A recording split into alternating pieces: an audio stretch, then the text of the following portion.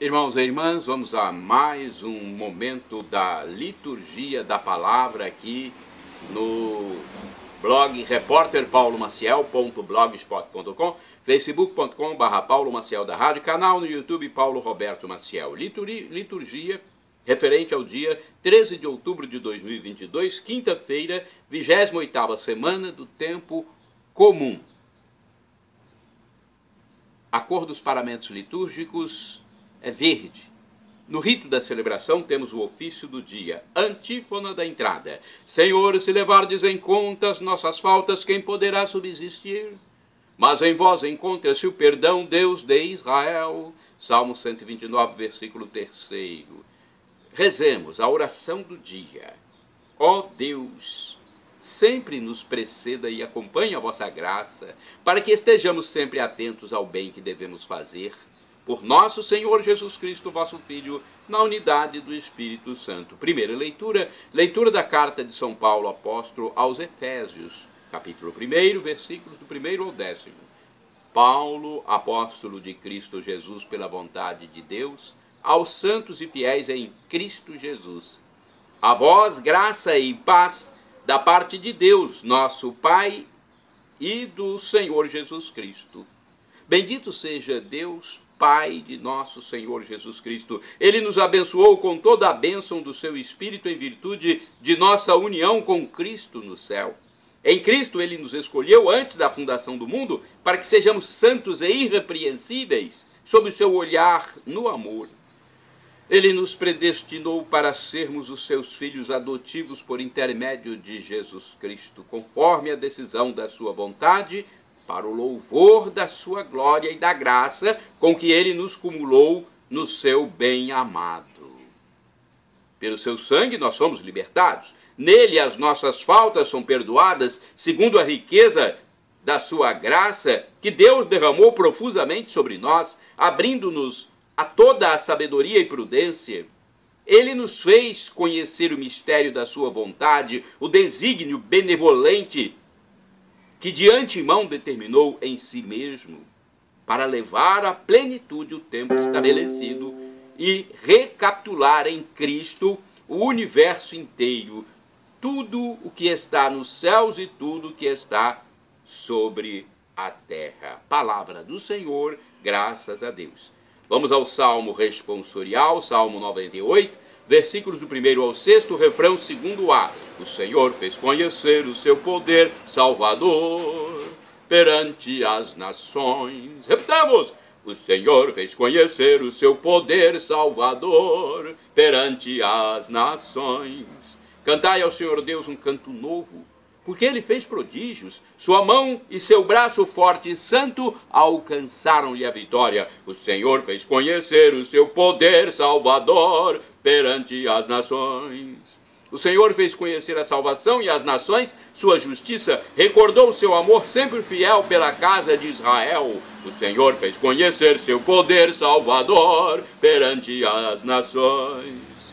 Os confins do universo contemplaram a salvação do nosso Deus. Aclamai o Senhor Deus, ó terra inteira, alegrai-vos e exultai. O Senhor fez conhecer seu poder salvador perante as nações. Cantai salmos ao Senhor, ao som da harpa e da cítara suave. Aclamai com os clarins e as trombetas ao Senhor, o nosso Rei. O Senhor fez conhecer seu poder salvador perante as nações. Repetamos! O Senhor fez conhecer seu poder salvador perante as nações. Vamos aclamar o Santo Evangelho agora, com um pequeno texto de João 14, versículo 6º. Aleluia, aleluia, aleluia, aleluia, aleluia, aleluia, aleluia, aleluia. Caminho, a verdade e a vida, ninguém vem ao Pai senão por mim. Aleluia, aleluia, aleluia, aleluia, aleluia, aleluia, aleluia, aleluia. Evangelho de Jesus Cristo segundo São Lucas, capítulo 11, versículos do 47 ao 54. O Senhor esteja convosco, Ele está no meio de nós. Proclamação do Evangelho de Jesus Cristo segundo São Lucas. Glória a vós, Senhor. Pelo sinal da Santa Cruz, livra-nos Deus nosso Senhor dos nossos inimigos. Naquele tempo disse Jesus: ai de vós, porque construís os túmulos dos profetas, no entanto foram vossos pais que os mataram. Com isso vós sois testemunhas e aprovais as obras de vossos pais, pois eles mataram os profetas e vós construís os túmulos.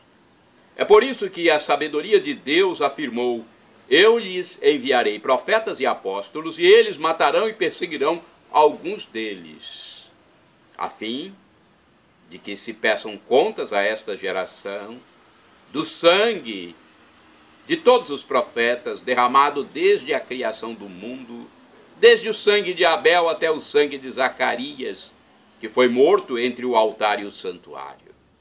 Sim, eu vos digo, serão pedidas contas disso a esta geração. Ai de vós, mestres da lei, porque tomastes a chave da ciência. Vós mesmos não entrastes, e ainda impedistes os que queriam entrar. Quando Jesus saiu, daí os mestres da lei e os fariseus começaram a tratá-lo mal e a provocá-lo sobre muitos pontos. Armaram ciladas para pegá-lo de surpresa por qualquer palavra que saísse de sua boca. Palavra da salvação, glória a vós, Senhor. Vamos refletir agora. Eu quero fazer uma primeira reflexão com o livro Dia a Dia com o Evangelho 2016.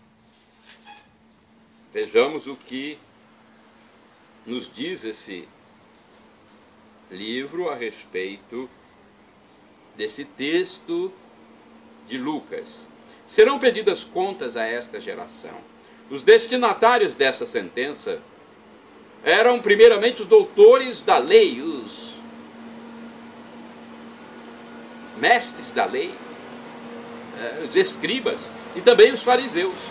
A menção dos apóstolos ao lado dos profetas deixa entrever as perseguições dos chefes contra a primeira geração apostólica. Os especialistas em leis dificultavam para as pessoas simples a compreensão e a prática da lei de Deus. E mais grave, incutiam medo no povo para que não se aproximasse de Jesus, conforme João 12, versículo 42. O saber em posse de poucas pessoas, ou utilizado como veículo de dominação, é uma forma de injustiça e um dos obstáculos à fraternidade. Jesus distribui tantas carapuças aos fariseus e doutores da lei que não causa espanto o fato de se porem de acordo, armando ciladas para apanhá-lo de surpresa em alguma palavra que saísse de sua boca. Será que hoje em dia tem muitos que manipulam a comunicação também, escondem alguma coisa e passam outra para nos prejudicar? Nós que somos do povo, pense nisso. Cuidado com determinados canais de televisão que infestam sua mente de maldades, de iniquidades, de destruição do emocional. Liturgia comentada agora de Antônio Carlos Santini, liderança da comunidade católica Nova Aliança, e-mail santini@novaalianca.com.br. A chave da ciência, Lucas 11, versículos do 47 ao 54. A Torá, a lei do Sinai, fora dada a Israel para iluminar o seu caminho. No entanto, os doutores da lei a transformaram em um fardo impossível de suportar, sobrecarregando o povo com uma enxurrada de preceitos que envolviam toda a vida social e familiar. Por isso, a recriminação de Jesus contra os doutores, os escribas, que tornaram impenetrável o reino de Deus.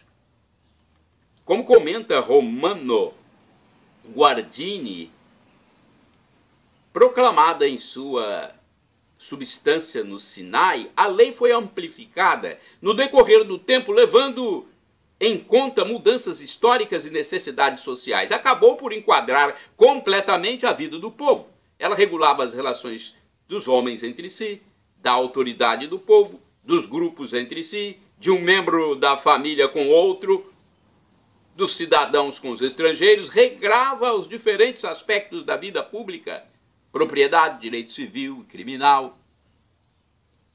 Regulava também as relações com Deus, o serviço no templo, dias sagrados, festa e calendário, tudo era regrado em detalhes minuciosamente. Nisto se manifestava uma profunda concepção das coisas, uma grande sabedoria, um judicioso conhecimento da psicologia humana, tanto individual quanto familiar e social. O sistema de preceitos e normas tornou-se tão complexo que exigiu o nascimento da nova profissão, o doutor da lei. Sua atuação transformou a lei de Deus em rede que sufocava toda a vida do povo. Ajunte-se a isso a hipocrisia decorrente da tentativa de simular uma fidelidade à lei impossível de viver. No exterior, comenta Guardini, havia um impecável conformismo. No interior, o endurecimento do coração. Por fora, a fidelidade material à lei. Por dentro, o pecado. Mas o pecado que não se reconhecia, pecado do qual não se arrependia e para o qual não se desejava a redenção. Jesus manteve distância dessa mentalidade que o acusava continuamente, a ele, o livre Filho de Deus, de pecar contra a lei, desobedecer os seus mandamentos, quebrar as tradições, profanar o templo, trair o povo, impedir o cumprimento da promessa. Não admira que a mensagem de Jesus, fundamentada em uma obediência livre e amorosa ao Pai, fosse rejeitada pelos religiosos de seu tempo. O sagrado passara a ser instrumento de pecado. Em tempos de nova aliança, evitemos repetir o erro da antiga. Irmãos e irmãs, orai sem cessar. A lei de Deus está no coração do justo. Salmo 37, versículo 31. Vamos à biografia dos santos do dia. Eu fiz uma pesquisa no site da TV Rede Século 21, rs21.com.br. 13 de outubro, comemoramos o dia de Santo Eduardo. Eduardo nasceu na Inglaterra em 1003 e faleceu em 1066. Era de uma família real e ele chegou a ser o rei da Inglaterra em 1042. Não foi sacerdote, mas era apelidado de o confessor, porque soube confessar, com seu estilo de vida, os valores cristãos. Eduardo professava abertamente os princípios religiosos nos quais acreditava. No cisma do Oriente, em 1054, ele anunciou ao povo a sua fidelidade ao Papa. Eduardo anunciava, através dos seus missionários, a necessidade de conhecer e aprofundar no conhecimento da doutrina cristã. Fez a promessa de ir a Roma em peregrinação quando assumisse o trono. Ao conseguir, o Papa o dispensou da promessa.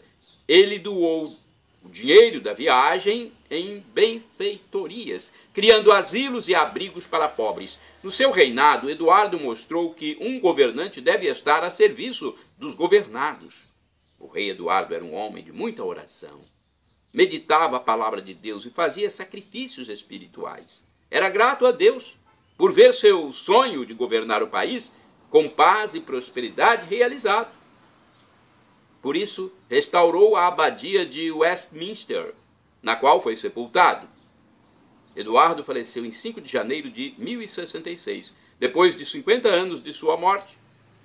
Ao transladarem seus restos mortais na abadia, descobriram seu corpo intacto e incorrupto. Colocaram seu corpo na igreja principal da abadia de Westminster, depois de 1 ano de sua canonização em 1162. Vamos a outro santo do dia, 13 de outubro, Bem-aventurada Alexandrina Maria da Costa.